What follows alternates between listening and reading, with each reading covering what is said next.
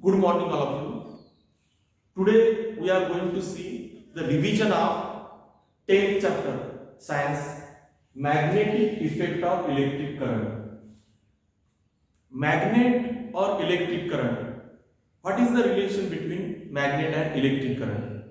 Whether they are related or totally different. These things we have to study in this chapter Magnetic Effect of Electric Current. We are going to see the revision now. Electric current behaves like the magnet. जब electric current pass होता है conductor से तो magnet की तरह वो behave करने लगता है। ये कैसे पहचानेंगे हम? अगर कंपास नीडल हमने तो इलेक्ट्रिक करंट जब फ्लो हो रहा है तो नियर बाय नियर तो उसमें डिफ्लेशन आता है, यानी इलेक्ट्रिक करंट जब फ्लो होता है तो वो मैग्नेट की तरह बिहेव करता है। और कंपास नीडल और bar magnet both are same. Compass needle, bar magnet, both are having N pole and S pole. When we see that, so they are same.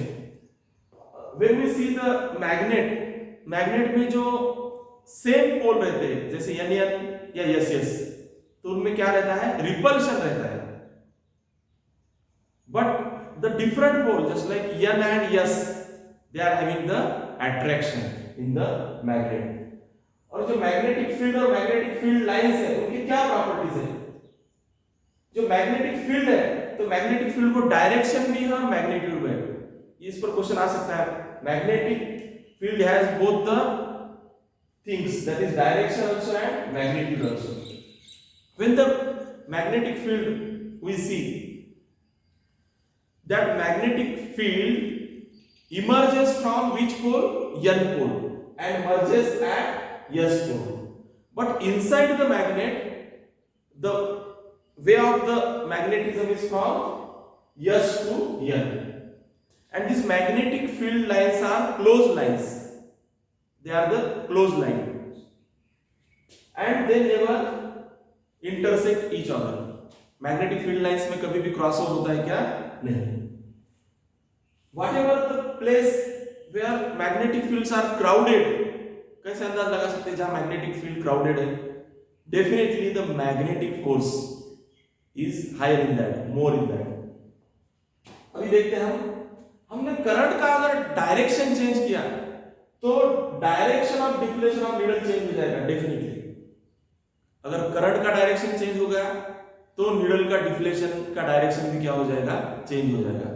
यानी करंट का डायरेक्शन का असर मैग्नेटिक फील्ड के direction पे भी होता है, चेंज होता है। When we have increased the current, हमने करंट अगर इंक्रीज किया तो मैग्नेटिक फोर्स भी क्या हो जाएगा? इंक्रीज हो जाएगा। और इसकी वजह से जो गैल्वेनोमीटर में जो डिफ्लेक्शन आएगा वो भी कैसा? इंक्रीज हो जाएगा, that will be more.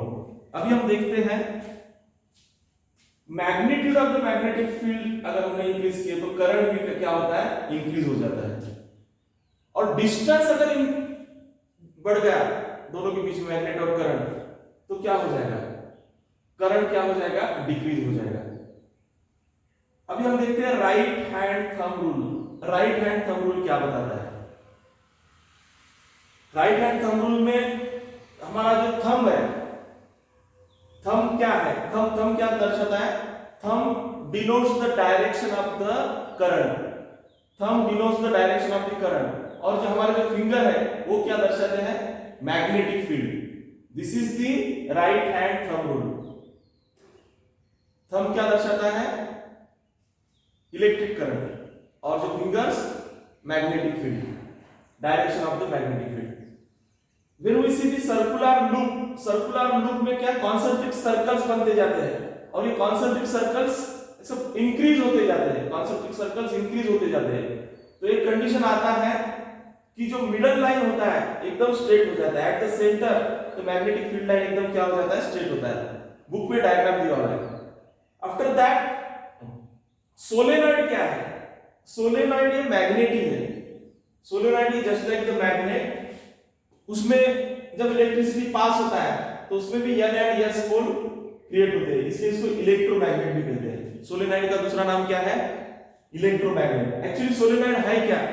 Copper wire rap करते हैं, कॉपर वायर की वाइंडिंग करते हैं, उसमें करंट पास हुआ तो उसमें मैग्नेटिज्म प्रोड्यूस होता है, इसी को इलेक्ट्रोमैग्नेट भी कहते हैं। तो सोलेनॉइड का डेफिनेशन भी ध्यान रखिए और इलेक्ट्रोमैग्नेट क्या है, एक्चुअली सोलेनॉइड है। अब हम देखते हैं फ्रेंच साइंटिस्ट जो है एंड्रे मैरी एम्पियर, इसने बताया कि magnet also exert equal and opposite force on the current carrying conductor. Electric current जो पास होता है उस मैग्नेटिक फील्ड प्रोड्यूस करता है, इसी प्रकार मैग्नेट का भी फोर्स किस पर होता है, इलेक्ट्रिक फील्ड पर, means both are having equal magnitude and opposite in direction. This is done by this phenomena or whatever these things, this is observed by scientist Andre Marie Ampere. अभी हम देखते हैं Fleming's left hand rule. तो इसके लिए हमें कौन सा हैंड हमें यूज में लाना पड़ेगा, लेफ्ट हैंड। तो उसमें क्या बताया, पहला जो फोर फिंगर है या फर्स्ट फिंगर है ये डायरेक्शन ऑफ मैग्नेटिक फील्ड दर्शाता है। सेकंड फिंगर क्या दर्शाता है, direction of the current and thumb force acting on that. This is the left hand thumb rule. This is the left hand thumb rule. ये तीन चीजें देखिए, फर्स्ट फिंगर क्या दर्शाता है, magnetic field, second finger direction of current और thumb force acting on that. This is the left handed thumb rule, Fleming's left hand rule हम इसे कहते हैं। आफ्टर दैट ऑन विच, इसका एग्जांपल क्या है, फ्लेमिंग्स लेफ्ट हैंड रूल। जो electric motor जो है इसका एग्जांपल है Fleming's left hand rule, exam में पूछ सकते हैं। तो इलेक्ट्रिक मोटर का क्या प्रिंसिपल है, इसमें इलेक्ट्रिकल एनर्जी का कन्वर्जन किसमें होता है, मैकेनिकल एनर्जी में। तो ये इसमें इलेक्ट्रिक फैन में, मिक्सर में, वॉशिंग मशीन में, कंप्यूटर में, MP3 प्लेयर में, सब में क्या रहता है, इलेक्ट्रिक मोटर रहता है। तो इलेक्ट्रिक मोटर एक्चुअली क्या है, तो इसमें N और S पोल जो है ना मैग्नेट के, उसके बीच में एक रेक्टेंगुलर कॉइल रहता है ABCD, और उस रेक्टेंगुलर कॉइल के जो एंडिंग्स हैं किसको कनेक्ट रहते हैं, P एंड Q को टच करते हैं। और ये P एंड Q किसको टच करता है, कौन से ब्रशेस को, X एंड Y। और ये X एंड Y कनेक्टेड किसका रहता है, कम्यूटेटर। ये कम्यूटेटर क्या है, इलेक्ट्रिक मोटर में जो कम्यूटेटर है इसका फंक्शन है to reverse the direction of the electric current. Electric current का डायरेक्शन चेंज करने का काम कौन करता है, कम्यूटेटर। अभी हम देखते हैं इलेक्ट्रोमैग्नेटिक इंडक्शन। इलेक्ट्रोमैग्नेटिक इंडक्शन क्या है, जब इलेक्ट्रिसिटी पास होता है तो डेफिनेटली मैग्नेटिक फील्ड क्रिएट होता है। तो इसका असर क्या होता है, इसमें दो इलेक्ट्रिक सर्किट्स का डायग्राम है बुक में। तो एक में अगर करंट जीरो रहेगा, करंट जीरो तो मैग्नेटिक फील्ड प्रोड्यूस होगा क्या, तो उसका असर दूसरे इलेक्ट्रिक सर्किट पर होगा क्या, तो उसमें जो गैल्वेनोमीटर लगा हुआ है उसका डिफ्लेक्शन भी क्या होगा, करंट जीरो है तो गैल्वेनोमीटर का डिफ्लेक्शन भी क्या आएगा, जीरो आएगा। लेकिन अगर पहले जो इलेक्ट्रिक सर्किट डायग्राम है उसमें अगर हमने करंट इंड्यूस किया पहले कॉइल में, फर्स्ट कॉइल में, तो डेफिनेटली मैग्नेटिक फील्ड क्रिएट होगा। एक्चुअली दोनों कनेक्टेड नहीं है, नियर बाय है, फिर भी मैग्नेटिक फील्ड क्रिएट होने से क्या होगा, जो गैल्वेनोमीटर है दो सेकंड इलेक्ट्रिक सर्किट में उसमें डिफ्लेक्शन आएगा कि नहीं, definitely deflection will be there, change will be there.